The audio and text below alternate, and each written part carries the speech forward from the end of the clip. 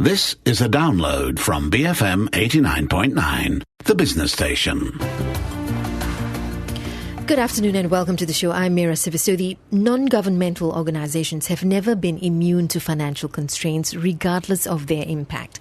The social enterprise ServeBetter is organizing a national conference called FundNGO 2014 on how NGOs can enhance their approach in managing and funding their social programs.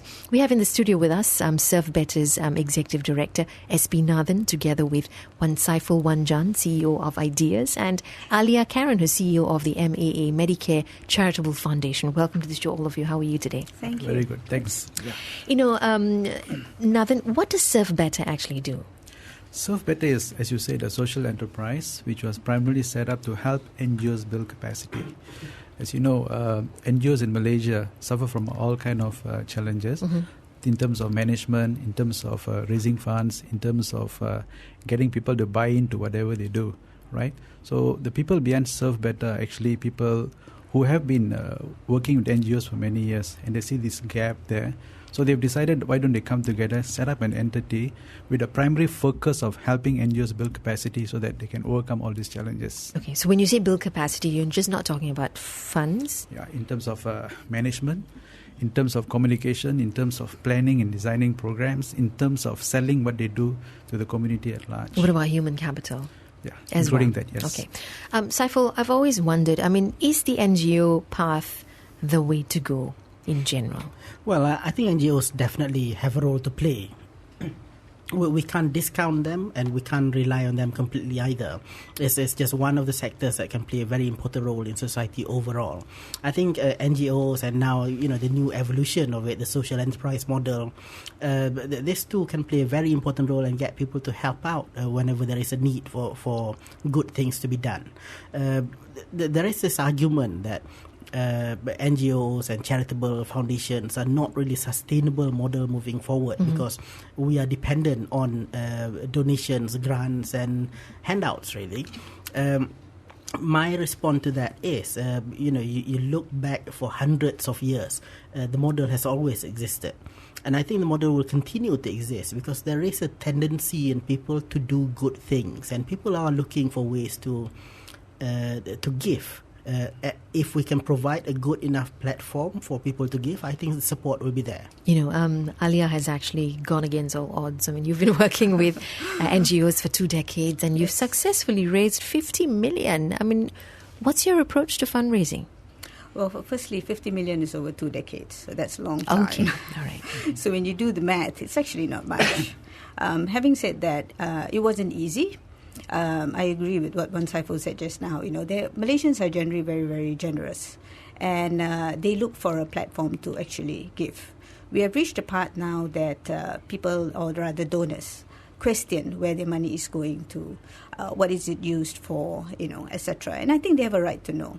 So I think when it comes to, funding for NGOs, it's certainly not easy. What's more with the upcoming GST, there is an increase in petrol prices. We're all affected. But it's something that we can't give up because lives depend on us. When you talk about an NGO or a non-profit, whether it's a non-governmental non-profit, you're actually taking care of many people, not just a small group. Sometimes in our case, it's like 800 over patients, and their lives actually depend on us sometimes because we need to constantly provide them with the resources, the treatment, additional assistance in terms of medication, injections, everything that matters for the family, matters for the kids. So it's like their lifeline. So it's difficult. So we have to go against the odds of a very small group who probably think that NGO work is not important or not crucial. We just have to strive and go on and raise funds and find the right people, find the right target audience, find the people that support. That's how we actually raise this amount of money. But you're corporate backed? Not really. Initially, yes, because the MA group set up the Dialysis Center as a CSR project. But when it came to year 2000, the board decided that we need to be self-sustainable. So we started to raise funds and, self-sustain. Otherwise, it's very difficult if we always, have corporate backing. And we never had for the past 14 years. But it's the man on the street. It's donors, it's corporations, it's companies, it's families, it's friends. So we're very thankful that people out there, know what we do, care, and to support, to continue. Nathan, do you think we have too many NGOs in the country? I think we do. According to the ROS. Sorry, that's one, if we have too many. And two, are there proper guidelines as to how NGOs should be set up and run? Okay. According to the ROS, there's about 47,000. 1,000, yes. Right, organizations registered. But of course, not all of them will be doing things like what Saiful and Aliyah have said earlier. Okay, there's the residential association, sports association, and all that. So if you speak about organizations involved in just social work, probably less than 20,000, right? If you ask me there's too many, I don't think so, because NGOs always crop up whenever there are problems. People don't just wake up one day to set up an NGOs. It's just that some issue somewhere drives them to do something. When 3 or 4 people get together, it becomes an association. So in that sense, I do not personally believe there's too many. Okay. Yeah. Saiful, do you need to set up an NGO to do good? Well, not really. I'm just thinking few of us can get together and do good. Yeah, exactly. The spirit behind NGO work is really a few people getting together to do good things. Mm-hmm. There are times when it is better for you to be a registered entity, a legal entity. But if you're doing a one-off thing, like you're cleaning up somebody's, an old people home somewhere, then probably you don't need to register yourself. You just go and do the good thing. So it really depends on what your plans are moving forward. I think that there are times when you need to form a proper NGO, legally registered NGO. There are times when you can just do it yourself. But your question just now about whether we have too many NGOs today is an interesting one. I think what we are seeing is an environment where people feel that we can be dependent on the government for a lot of things, to the extent that we have, to a certain extent, lose out this desire to do good deeds. I think we need to bring back this culture of people actually doing things for themselves and not hoping that others will do those good things, without us getting involved. So I don't think we have enough NGOs, actually. I think we need to have more. 20,000 for a population of 30 million. Which is not enough. The more we have, the better. The smaller NGOs can play a very important role. If you go back into our own history, for example, even hospitals, schools, cleaning roads, running the fire services are run by charitable bodies. So this is the time, or this was a time when there is a real community feeling out there, when people actually do work together. We're not as divided as we are now, So there is a platform out there where NGOs can play a very important role. Why do you think we have come to this stage? Because back in the day, we had the Rukun Tetangga. We had all of that was communities coming together to do some kind of social good as well. But how did we stray from all of that? I think the government has become a lot bigger than it should be. The government has taken over the role of many of the roles that community should really play, and this is why we're losing this community sense, community spirit among us. I think there is a need to relook at the society that we are living in today and try to imagine, what is a better society? Do we want a society in which, when you see someone needing help out there, immediately comes to your mind, I need to call the Jabatan Kebajikan Masyarakat? Or do you want a society where when you see somebody who needs help, people say, I will help out? Which one is better? And we should be working towards that direction. Okay. And just looking abroad, how do they have as many NGOs? How do they function? They have very much a social welfare kind of economy as well, right? We don't. So is there a country that is doing well with NGOs? Just to add on to what Saiful has said, NGO is just a label being given to a group of people coming together for a purpose, like what he mentioned, there's the registered and unregistered, right? So in that sense, if you look at it, if you look all over the place, right, there are group of people coming together. Even for instance, in the war-torn area of like Syria, Libya now, everybody is helping. Over the other day, I saw in TV, whenever there's a bombing or whatever, people are coming together and helping. So in a sense, they are an NGO, right? It's not the government that is helping them. So I think it is prevalent all over the world. I think it's not the number of NGOs. It's really what the existing NGOs do. It's not, the numbers. It's not the quantity. Of course. So to me, I think it's more the role the NGOs play and the importance. And do you think they have been effective at what they're doing? Mostly, yes. I mean, there are so many NGOs, as Nathan pointed out, and you'll find even in, if you talk about, say, cancer, there's so many NGOs related to cancer that we get confused. If you're talking about, heart, then there's the Heart Fund, the Heart Foundation, and things like that. But they all play an important role, an equally important role.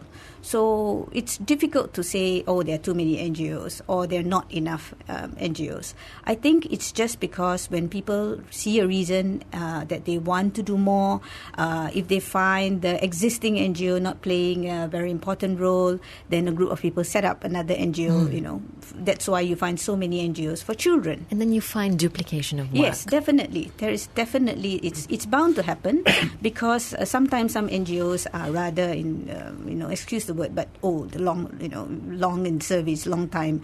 So if they are there 30 years and 40 years, and then you find that NGO is just there for namesake, probably a year they do one event, one activity. So then you find another group would want to set up something which could benefit the Malaysian public or anyone who is in need at a more better state to help them and help sustain whatever the need or the cost. Then I think it's okay. It's okay to have more NGOs. We're discussing NGO management and public-private partnerships.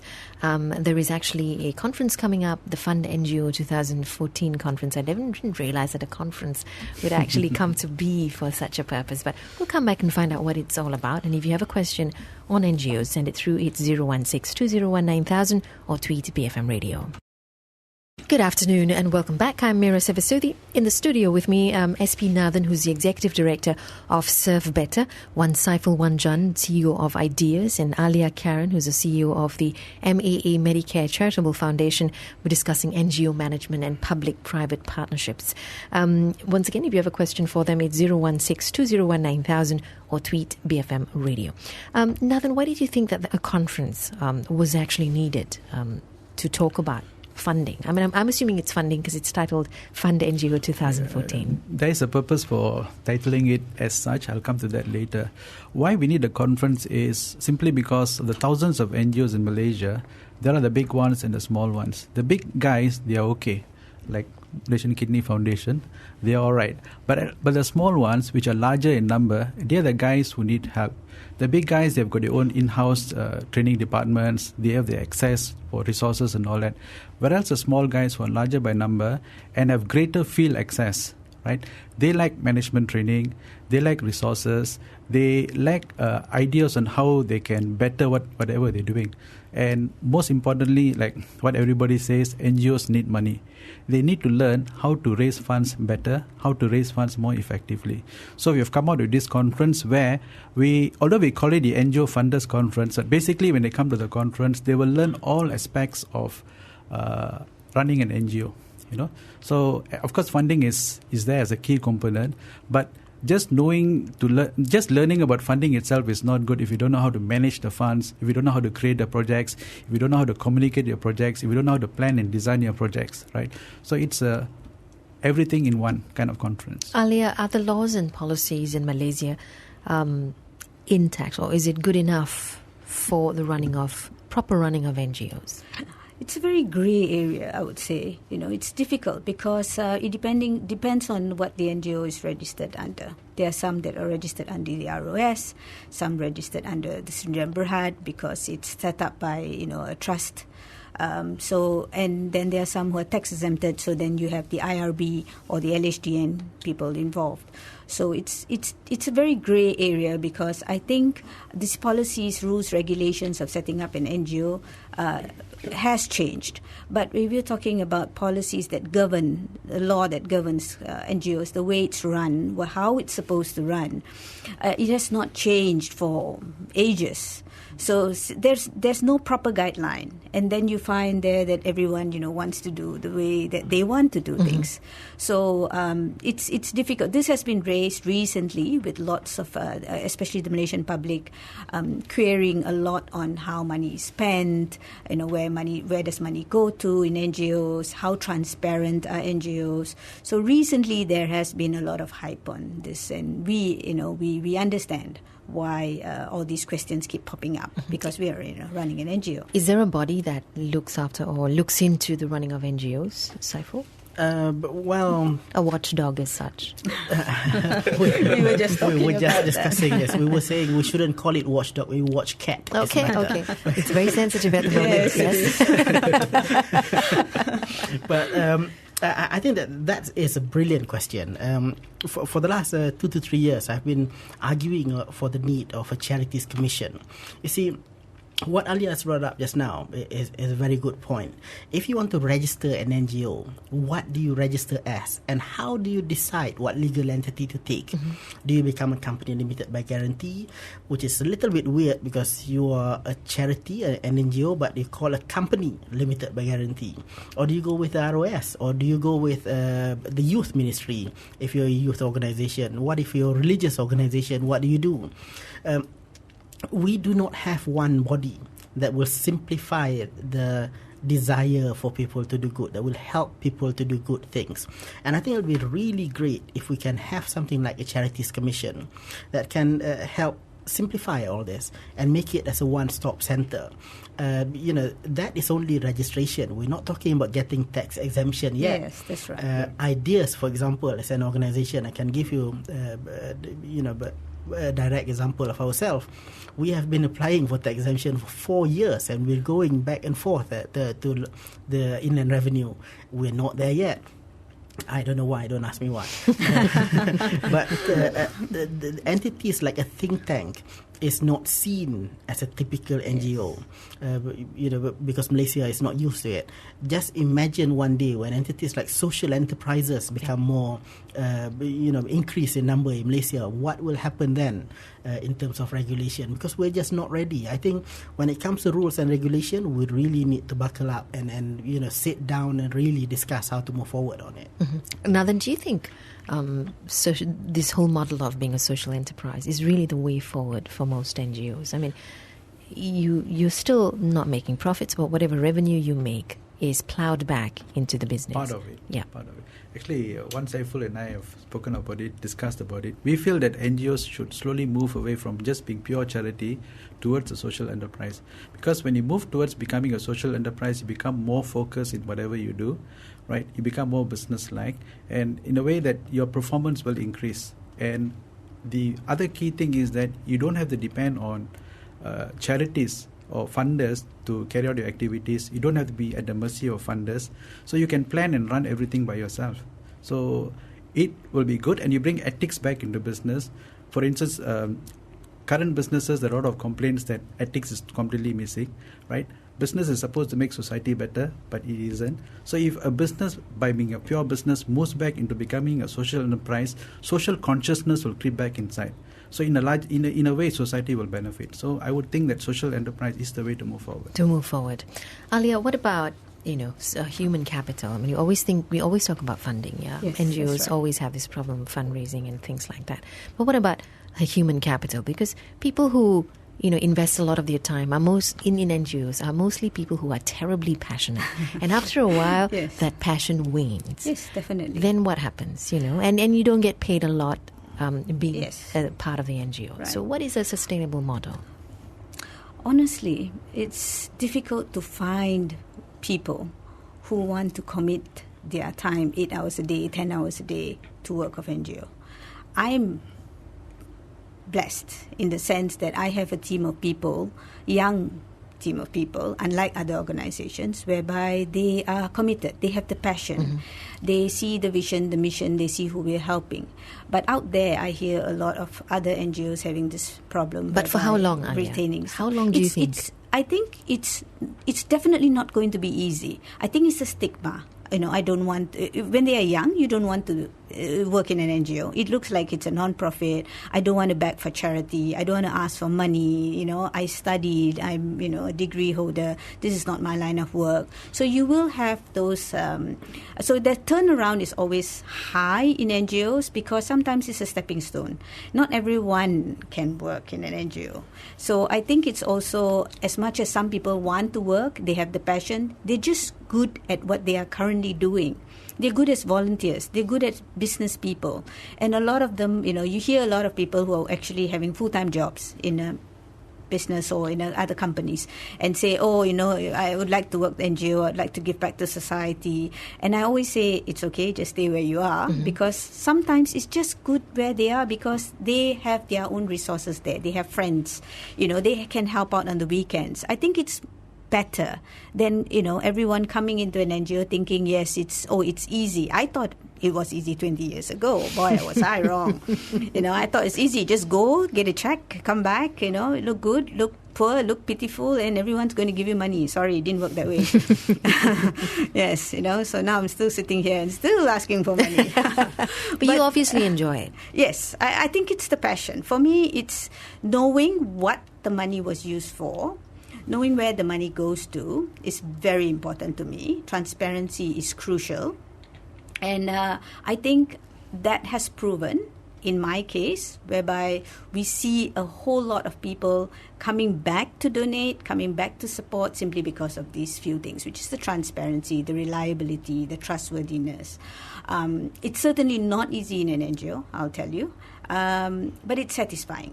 It's why satisfying. did Ideas decide to go into the Autism Center, Saiful? It's like almost asking for more trouble. And Ideas itself, you're finding it As difficult. if we don't have enough trouble. Yeah. As a think tank, right? Yes.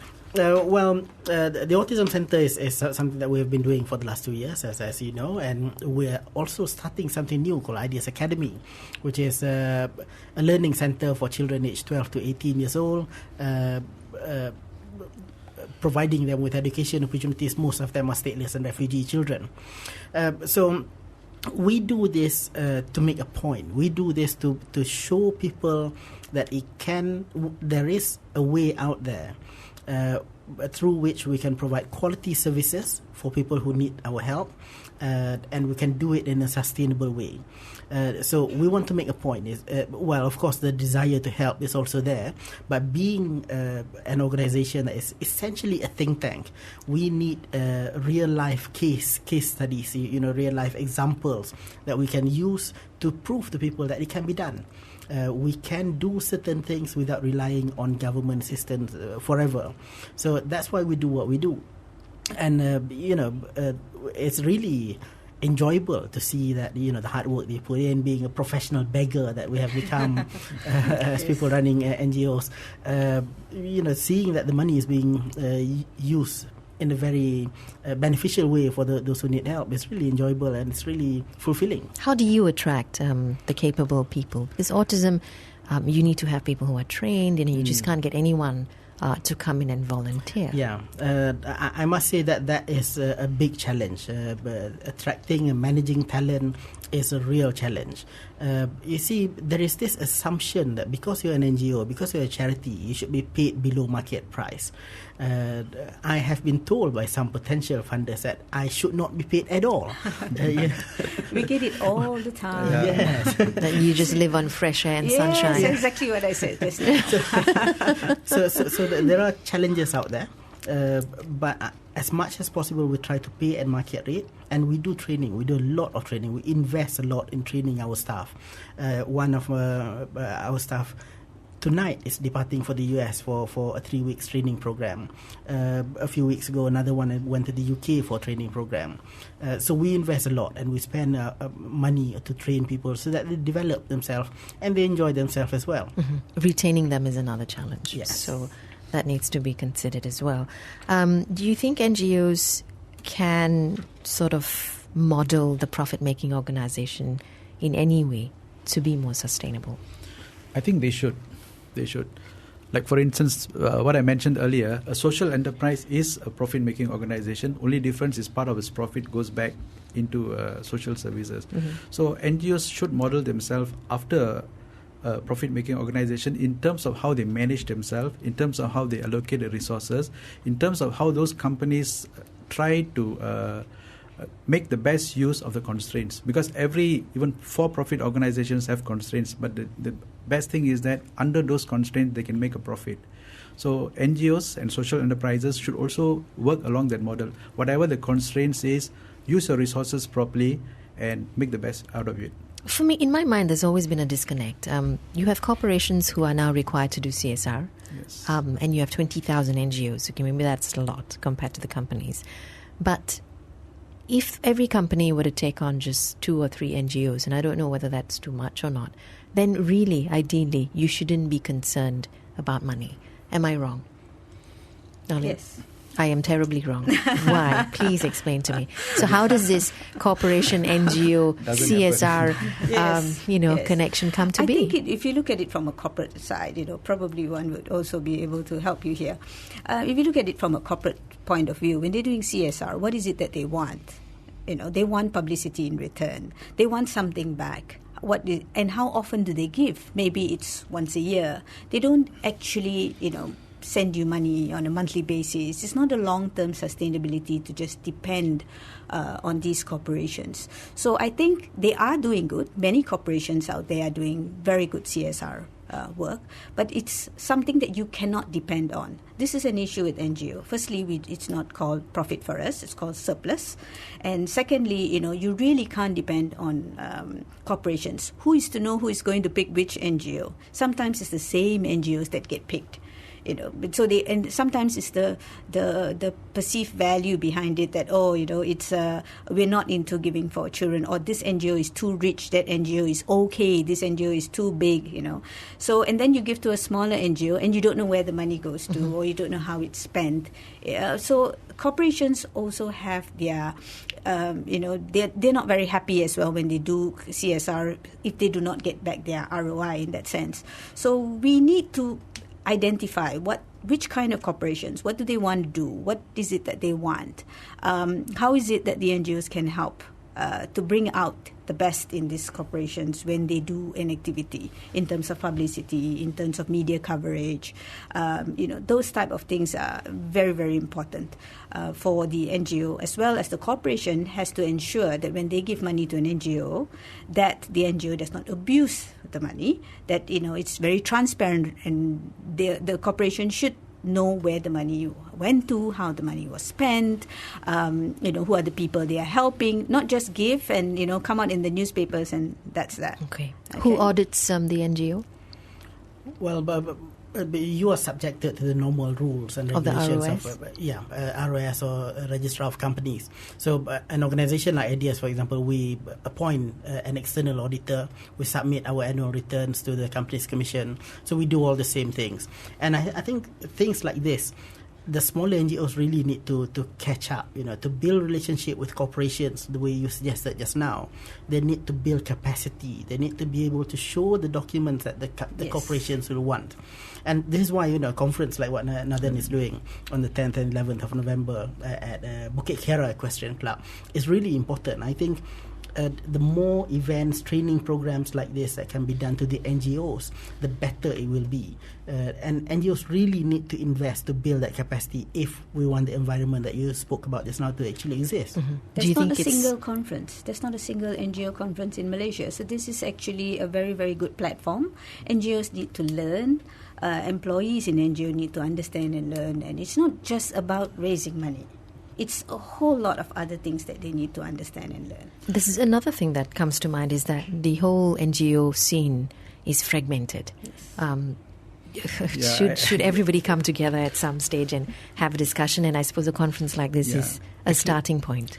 Actually, Mira, we're working on that. That is part and parcel of ServeBetter's objective. Like what Aliyah mentioned, there's a gap between what the NGOs want to do and what the funders are looking at. There are challenges on both sides.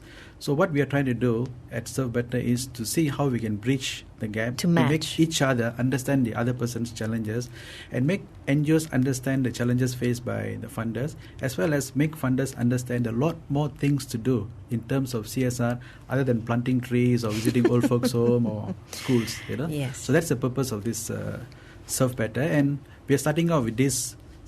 We have started off earlier. Before this, we have done certain programs like programs on good governance, on publicity, on communications, on effective fundraising. We also had a program which we did, planning and designing program, where we brought in a trainer from Lebanon down here. ServeBetter is also connected to the NGO Association of Switzerland. We have a partnership with them. They are a premier NGO training body in Geneva. They are our partners, and they help us in most of the programs that we do here. So it is our hope, having seen all these gaps, to close this gap by having this conference as part of the program, which is like what Saiful said, to be held on the 10th and 11th of November at the Bukit Equestrian Club. Okay. And immediately, if we are wanting to collaborate with an NGO or work with an NGO, what should we be looking out for, Saiful? I think any organizations that want to work with an NGO needs to firstly clarify what is it that you want to achieve. I've had experience before where the funders are quite fluffy about what they actually want. Mm-hmm. And when we develop our proposal and all that, we agreed on the work plan. Once it is actually being implemented, they say, this is not what we want. But it was signed before. Yeah. So I think any organizations who want to work with an NGO need to have a clear picture. What is it that they want in return? What is it that they want to see implemented with the money that they're putting in? Once that has been clarified, they must work together with the NGO to ensure that the implementation program is clear and is smooth. But at the same time, organizations, funders must also understand that the reason why they work with an NGO is because the NGO usually does the job better. So they should not interfere with the operations of the NGO. Thank you. On behalf of all NGOs. Thank you. So, Nathan, just to quickly go through, that's 10th and 11th of November at the Bukit Kiara Equestrian Club. That's right.